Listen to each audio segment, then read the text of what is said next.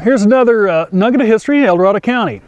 This is Weber Creek, and Weber Creek got its name for Captain Charles Weber. He was an associate of Sutter, and with the start of the gold rush in 1848, he got Jose Jesus, captain of about 25, chief of about 25 Plains Miwok, to come up. They originally from down around Stockton, and they set up about 8 miles downstream of where we are today.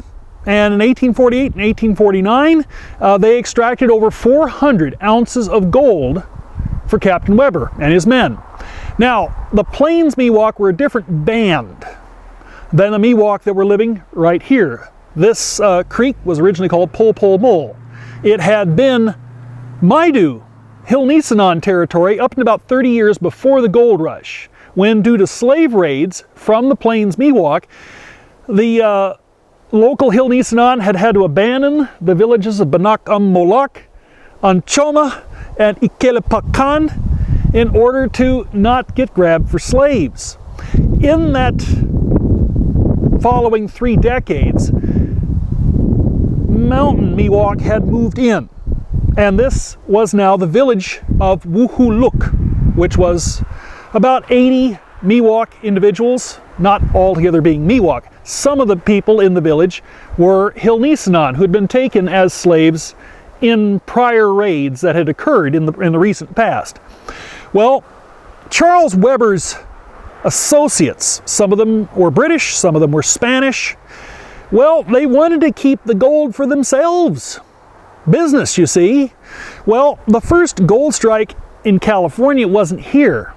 It was actually down in the Los Angeles country, Placerita Canyon.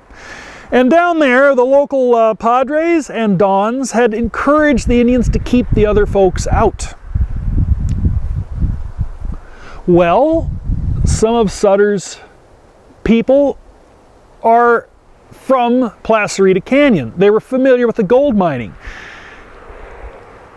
Now, Weber was not advocating it, but some of his associates were. And some of the warriors from Wuhuluk went over and tried to get some slaves, and also they killed some Oregon trappers, California trappers over here on Martinez Creek and down here on Ringgold and along the middle fork of the Cosumnes. And it began to be apparent what was going on. And in Coloma, Old Man Greenwood's son Bret and John were talking to the Hill Nisenan, and they knew good and well what was going on here. So in the fall of 1849, Greenwood and a party of Oregon trappers attacked Wuhuluk. And the battle, approximately 30 people were killed. The chief of Wuhuluk was shot down several times and loosed a fair number of arrows. A couple of Oregon trappers were killed.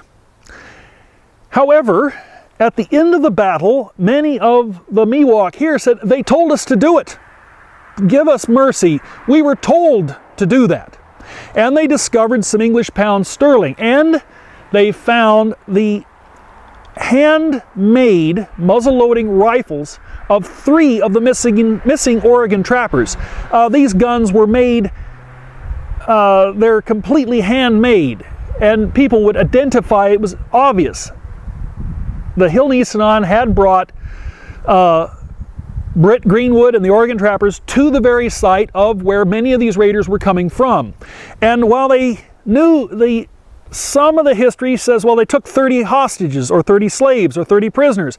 Well, some of those 30 people, at least a substantial number of women and children, were Hill Nisenan that had been taken as slaves and had not yet been sold down around where Rancho Murrieta was. They could bring a profit. They could sell them. Any horses, livestock, that's where they would be sold. Well, they actually were liberated and got to go back home with their families. And it was probably one of the bigger village battles here in El Dorado County of whites on Indians. But you must realize a lot of the Oregon trappers, including Bret and John Greenwood, were half Crow Indian.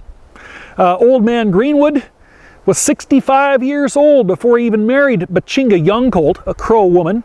And he didn't even come out to California until after his wife, Bachinga Yungkult, died as a result of the birth of Sarah Mojave 25 years after they got married.